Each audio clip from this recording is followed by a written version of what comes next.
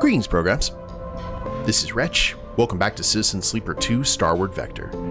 And in the last episode, guys, the rig traveled to the Hollow for the first time, and then we did a trip around the belt to some of the locations we had been before in order to get sketches for Surya, who now rewarded us with the ability to get all kinds of different paint jobs for our little ship.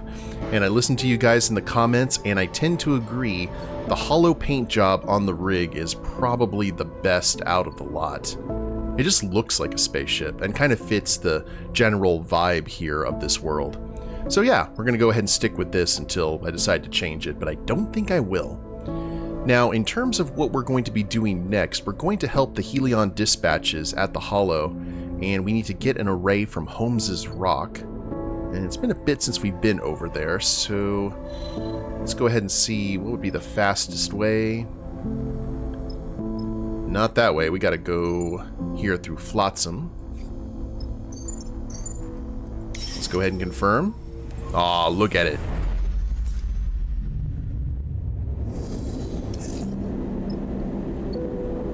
Oh, wait a minute. No, did we lose the... Oh, I see. It's different. The red was the reflection from Marco's... Was it? From Marco's, I guess that's it. Alright. It still looks cool. Let's go ahead and harvest some mushrooms. I was very confuzzled there for a second. My eyes crossed just a bit. Wait, before we do that, let's go ahead and feed the kitty. Indeed. And maybe we can get some money while we're here.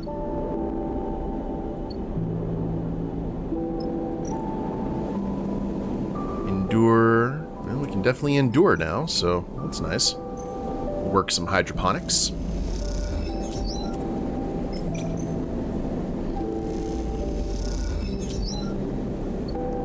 And let's see. Gas in the tank. Stellar. I don't think we need to buy any more.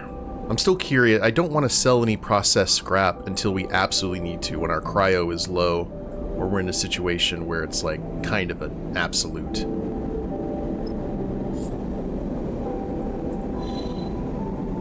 Yeah, up to Holmes's Rock. Good, we get to cut through the nonsense.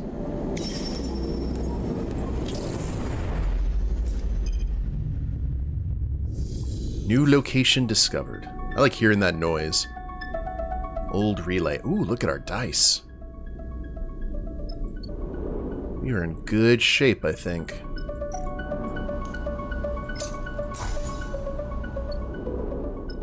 That cat is going to be so huge by the time we're done. It's going to be insane.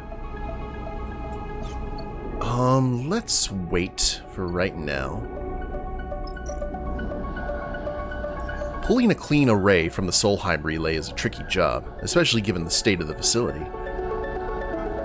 Disengage systems with interface or cut connections with Endure. You know what? I wouldn't think that Endure would actually be higher than interface for Sleeper, but here we are. This looks like it's going to take a bit. And there is some danger involved.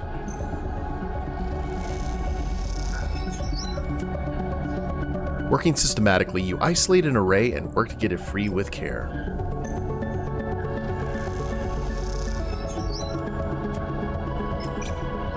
And sure, actually I wouldn't mind some stress. I would actually like some of our dice to break so we can get it repaired, because some of them are not happy.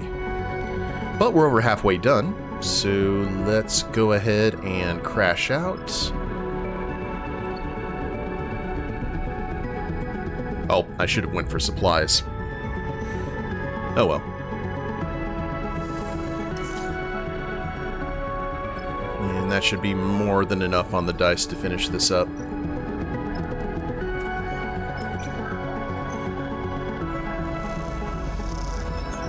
You know what, we'll even do a disengage systems with our interface dice.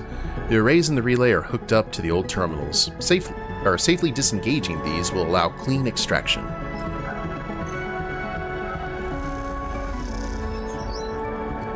And uno más. An array has been extracted. Now you just need to get it back to Kimball in the hollow.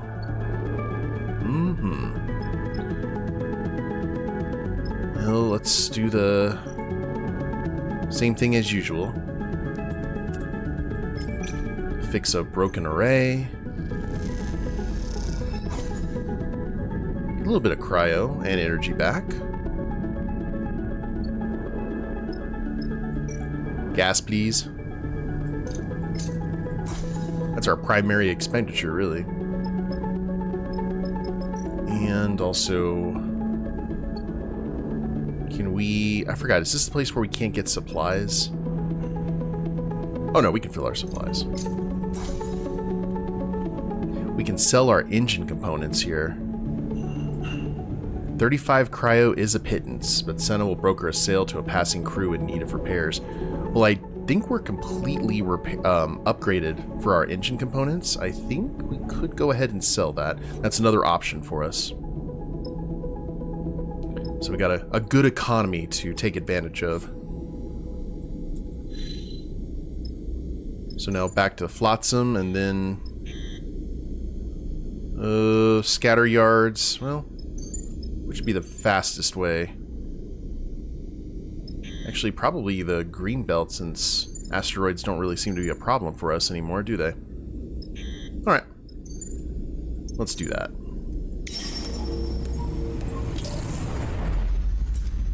Even get to avoid Helion Gate,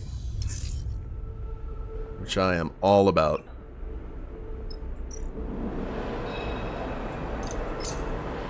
Oh man, the gas is so cheap here.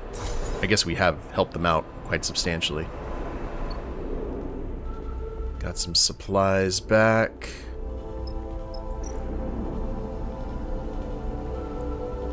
How you looking, buddy? And we'll source supplies. And back to the hollow. Through the asteroids we go. Thing about it is, like, a real asteroid belt isn't like you'd see in Star Wars and a lot of sci-fi. A lot of the asteroids are very, very separate from each other and far away. Helion Dispatches. Let's do this. Install the array. Powerful Solheim communication array from Holmes's Rock. We'll be right back. Bum bum bum bum bum. You provided the array. Kimball just needs to get it running. You wait in the makeshift Helion Dispatches studio as Kimball tinkers with the array somewhere in the back, behind the far wall. It's a humble setup. A stool for Cyrene, a microphone, the transmitter and mixer terminal, and the hard line snaking away towards the array. But there's something pleasing about it all the same. The crackling sound of fresh welds echoes through the bay as Kimball's concealed position, or from his position. You hope the array you struggled to extract isn't getting fried as you wait. You're here! Good. Cyrene rushes in, holding a small dark rectangle in her hand. You will not believe what we have on here. She looks around the bay. Where's Kimball? Installing the array. You mean... Cyrene smiles. We're going back on air? Before you can answer, she leaps forward, grabbing you in a surprisingly firm hug. Cyrene lets you go. Sorry. Just excited to finally be back. Kimball! She shouts toward the back of the bay. How long for that new array? A muffled shout comes from behind the rear wall. Okay. Cyrene tacks a steadying breath. We have a little time. What have you got there? This broadcast is from Erlin's Eye. Cyrene's eyes flash. We haven't heard anything out of them since the start of the war. Some people even said they've fallen to the flux. Oh yep, Erlin's Eye. This is from Citizen Sleeper 1. But something's happening there. Something is growing. This report says some protocol has taken over the station, become its protector. Conway drones can't get close. Senetstat is giving it a wide berth. They're right in the middle of the war. Conway on the standard side, Senetstat on the Sunward, and they are resisting. Cyrene smiles. We have to tell everyone in the belt about this. We have to get the word out. If the eye can be held, well, maybe we can hold out too. Cyrene looks at the drive in her hand. Either way, people need to know. There's a sudden clunk, a few percussive shouts from Kimball, then a flickering of lights all across the bay as the transmitter and array begin powering up. You and Cyrene watch as the Helion Dispatches studio comes to life, ready to broadcast once more. Not bad. Cyrene leans on your shoulder. Not bad at all. A shout comes from Kimball, and you know he's calling for Cyrene to get ready. That's my signal. She grins. Oh, I almost forgot. Cyrene produces a handful of chits. Turns out we have some avid listeners in the radius markets. She deposits them into your hands. All right. I need to go live. She flashes you a final smile. Thank you. I'll make sure we make good use of that array. This will mean something. Kimball bellows something from the back of the room. Something you can only assume is a thank you. You leave the Belt's most unusual double act to their broadcast. And as you do, you hear Cyrene's voice echoing through the bay. This is Cyrene Sabir back on the air to wish you all a free Helion now and forever. Hey, oh, and that's our 4th upgrade point. Well, time to go ahead and get that interface up to +1. Now, I don't know if we're going to have a chance to get another upgrade, but if we do, we'll probably get our intuition up to be +2. Nice, we're in good shape for pretty much anything. I like that. So now that that's done, I guess it is time for us to... Oh, actually, no, we have the mission for Yu-Jin here, don't we? That would probably be best. So let's go ahead and... We got 389 cryo now. We got the option to buy scrap components, which is good. Oh, Yu-Jin's signal chaser went dark. It'll take some time to find out why and where he's hiding. Unfortunately, we got dice to spare here. Among the crowd, you spot some unusual spacers with shaved heads and distinctive suits. Could they be important?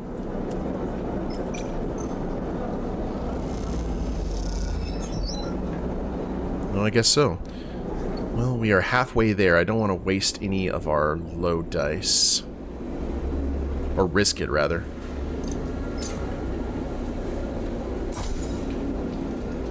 Grab that. Where is our gas?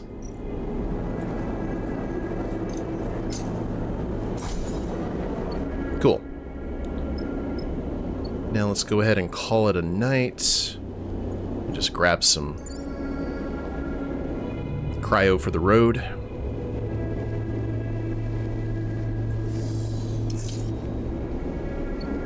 And plenty of good dice to finish that up.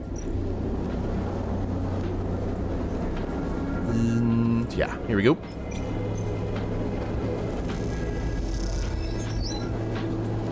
One more to go.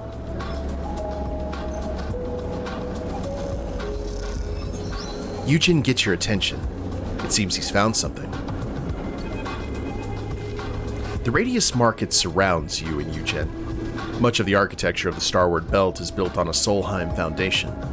As a corporation from the core, Solheim structures tend towards cardinal directions, towards respecting gravity in a place where it has little effect. But the radius markets have no such bias, and no singular direction. Instead, the stalls and shops, built from scrap frame and hull plate, project outwards from all 8 of the surrounding walls. The effect is overwhelming, with activity and interest in all directions. Between the windows that open to faint stars, scrap dealers, street food vendors, data fences, and tailors they all compete for the attention of the stream of customers drifting around you.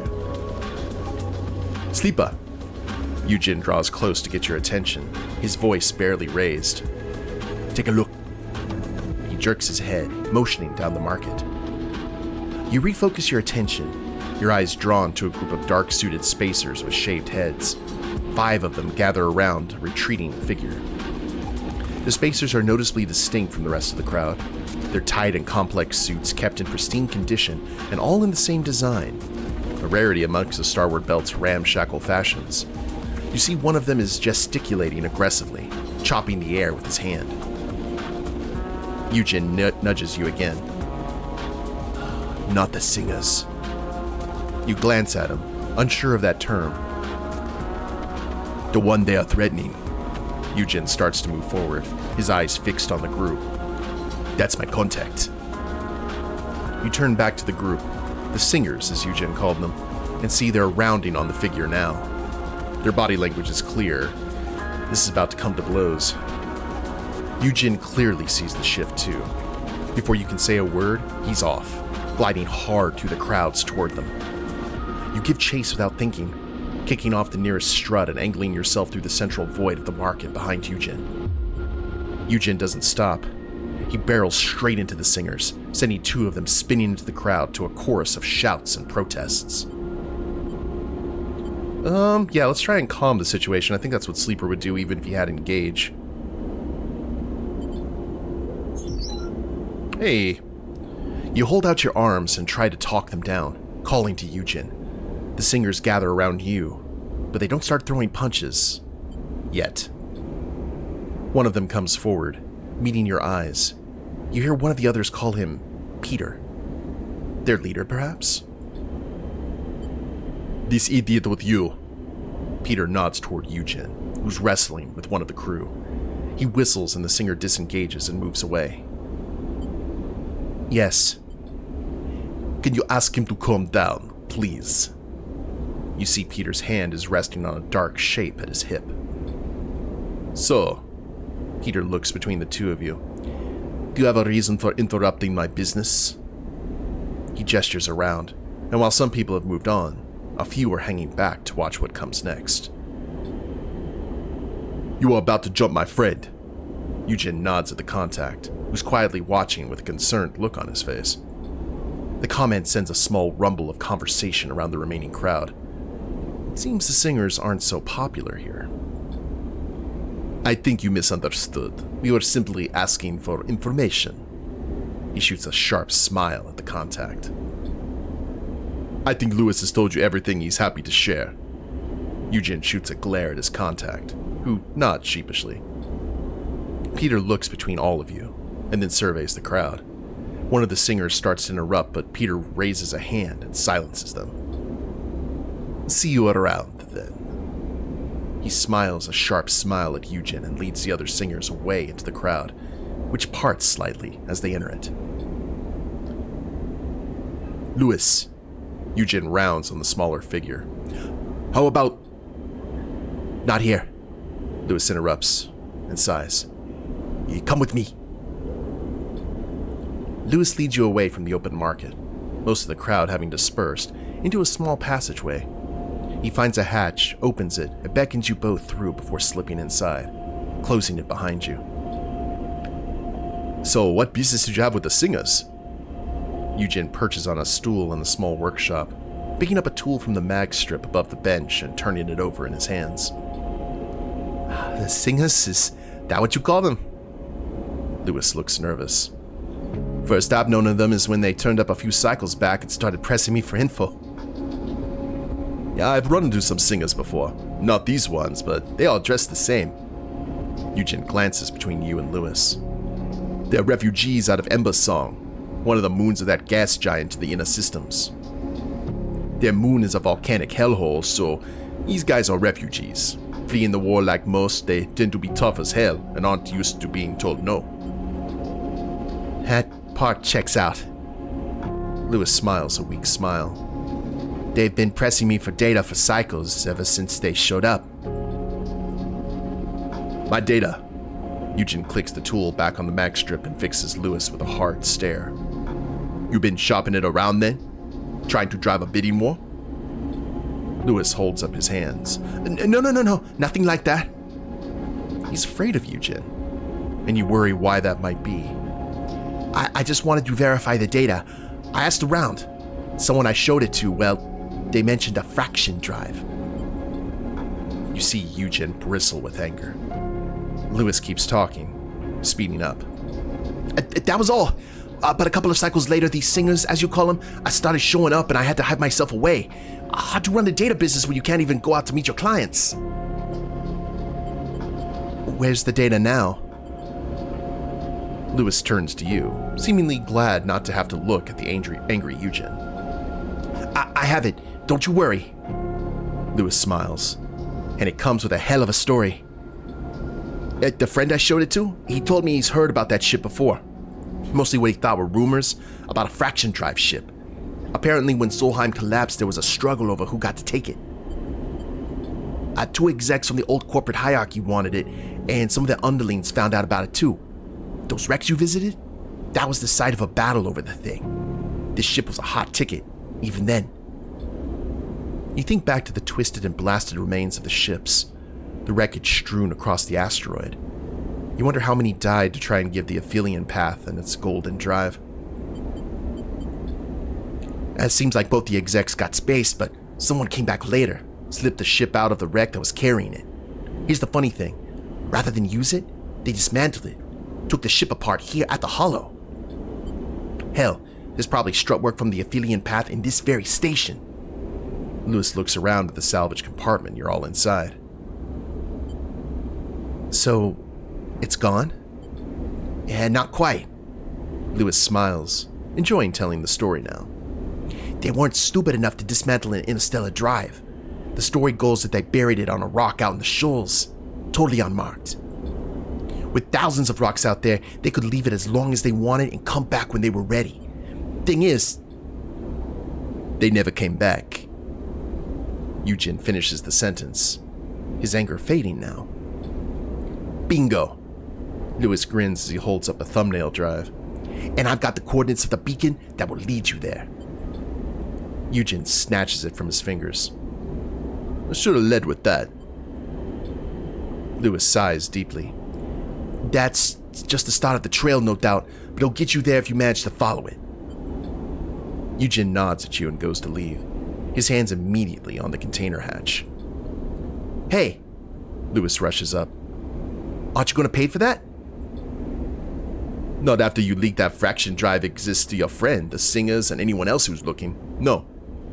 Yu-Jin pulls the door open. You keep it quiet next time.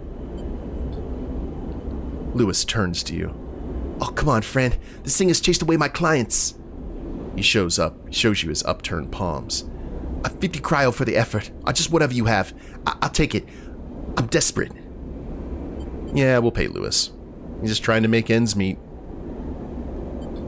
You pass him a stack of chits, and he clasps your hand. I appreciate it. He looks over your shoulder to see if Yu-Jin's still there. Hey, look.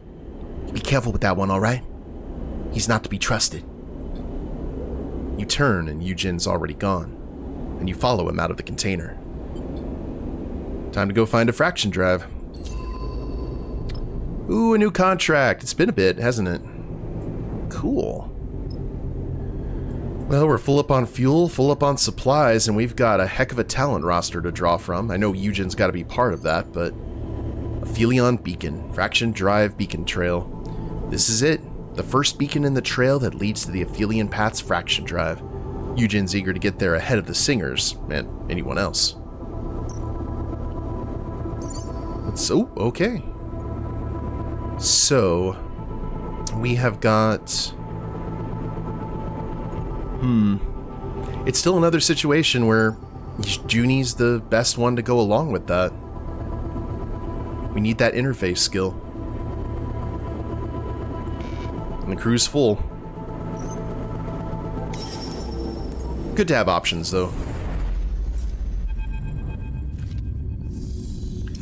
We're coming up on the beacon site now.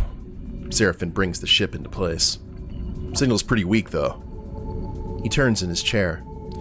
Which is what you get for chasing 10,000 cycle-old leads that got a lot of people killed. Since you explained the situation to Seraphim, he hasn't gotten any more enthusiastic about the job, especially as it's the job that comes from Yu-Jin. Seraphim shuts down the engine and turns to Yu-Jin. Time for you to go have a poke around in those rocks. He waves a hand at the scattering of asteroids. Enjoy. Yu-Jin barely seems to notice the sarcasm. A kind of fixed determination has come over him since you left the Hollow. It's not something you've seen before. Let's suit up and find the beacon. He pats you on the shoulder. Lewis said it's the first of a trail, so the faster we locate this one and get ourselves pointed to the next, the better. Enough messing around. He kicks off and glides out of the cockpit, heading straight for the airlock. If it's a signal we are tracing, then we should think about trying to triangulate it. Junie stares out of the cockpit at the sparse gray rocks. No point just wandering around and finding whatever else the beacon planter left for overly curious travelers. Nice to be on the trail of a piece of history, though. If the Aphelion path was real, well... Junie smiles. It'd be quite the find. Junie turns and follows Yu-Jin to the airlock. It's just you and Seraphim left in the cockpit. He taps at his console, ignoring you. You think this is a bad idea? Seraphim turns. Oh, me? He mockingly puts a finger on his own chest. Look, people have been searching for this thing since the Solheim collapse. That's a lot of desire directed at one hidden drive. Objects like that tend to get people into trouble. At least in my experience. So take it slow, and keep your eyes on Yu-Jin. Seraphim turns back to the console, busying himself with diagnostics. You turn and leave the cockpit, your mind on the beacon and the trail that should, all being well, end at a ticket out of the entire system. I don't think it's gonna all be well. Oh, good God! Guys! Seriously, can we have a talk about motivation? Beacon region, search area. Okay, is there anything else out here? No? Just this? Search rocks with Endure. Rather than messing with signals, simply searching the rocks in the area should help locate the beacon. The beacon's signal is weak and dispersed, but with some work, it might be possible to determine its precise location. Well, I mean, good news is that we've got basically the equivalent of Junie's programming skills. So let's go ahead and Endure here. Oh, the beacon's location is masked by debris or radiation. You'll have to search it out to find the path ahead.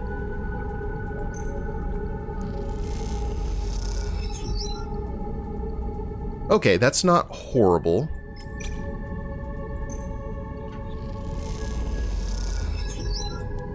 Maybe? Maybe we could go ahead and do this? I don't know. I kind of want to take it slow, but I know the singers may jump in, and I don't know if we want to have the right dice available. Let's triangulate the signal. Go, go, go. No stress, please. Ugh. Okay, well, that is a thing that happened. Indeed. What was it for the push? -3 stress? Let's try this again, and then we can push to get our stress back. Okay, there we go. Hey.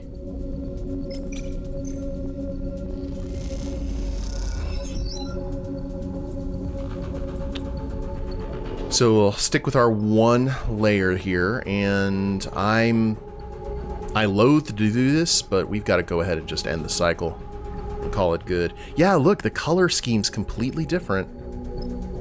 Huh. That's kind of cool. It's like a chameleon. Changes depending on where it is. Okay, that's better, team. I appreciate that. So let's go for the Endure.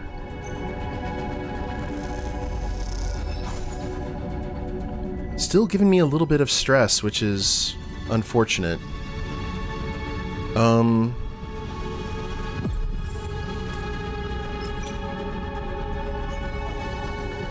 Just give me a... Okay, positive and neutral, so I'll lose that stress right now. Hey. And you isolated the beacon's location to a single asteroid? Time to get the next vector. The beacon's location is masked... Okay, we got that. New location discovered? The Aphelion Beacon. And I guess we're just going to continue on the trail here, guys. But we will do that in the next episode. Hope you all have enjoyed it. If you liked the episode, please leave a like down below. Subscribe to the channel, leave a comment, that'd be a big help. And we'll see you next time. Later days, everyone.